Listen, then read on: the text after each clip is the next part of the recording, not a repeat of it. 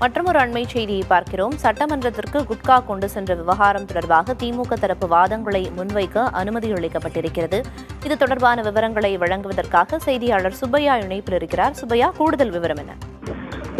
இந்த வழக்கை பொறுத்து பாத்தீங்கன்னா, கடந்த அதிமுக ஆட்சியின் போது 2017 சட்டப்பேரவைக்குள் குட்கா எடுத்து சென்றதாக அப்போது எதிர்க்கட்சி தலைவர் மு.க. ஸ்டாலின் மற்றும் திமுக எம்எல்ஏக்கள் உட்பட 18 பேர் மீது வழக்கு தொடரப்பட்டது.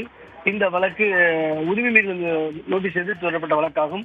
இந்த வழக்கு கடந்த முறை விசாரணைக்கு வந்தபோது யாருக்குமே நோட்டீஸ் அனுப்பப்படவில்லை என்ற தகவல் தெரிவிக்கப்பட்டதை அடுத்து முதலமைச்சர் மு.க. ஸ்டாலின் உட்பட அந்த 12 பேருக்கு நோட்டீஸ் அனுப்புமாறு உத்தரவிட்டனர்.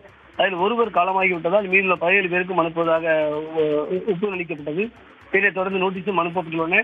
இன்று இந்த வழக்கு மீண்டும் சென்னை உயர்நீதிமன்ற நீதிபதி எஸ்.எம். சுப்பிரமணியம் மற்றும் சி. குமரப்பன் ஆகியோர் முன்பு விசாரணைக்கு எடுத்துக் கொள்ளப்பட்டது. அப்போது முதலமைச்சர் மு.க. ஸ்டாலின் தரப்பில் வழக்கறிஞர் ஆஜராகி இந்த வழக்கில் தாங்கள் நோட்டீஸை பெற்றுக்கொண்டோம், அதே நேரத்தில் தங்கள் தரப்பு வாதத்தை எடுத்து வைக்க அனுமதிக்க வேண்டும் என்று கேட்டுக்கொண்டனர். இந்த வழக்கை பொறுத்தவரை ஒருவர் கு.க. செல்வம் மட்டும் காலமாகிவிட்டதால் அவரை வழக்கிலிருந்து விடுவிக்க வேண்டும் என்று கேட்டுக்கொண்டனர். இதனையடுத்து நீதிபதி மறைந்த கு.க. செல்வத்தை நீக்கிவிட்டு 17 பேர் மீதான 17 பேர் தங்கள் வாதங்களை முன்வைக்கலாம் என்று உத்தரவிட்டு இந்த வழக்கின் விசாரணை வரும் 21ஆம் தேதிக்கு தள்ளி வைத்துள்ளார்.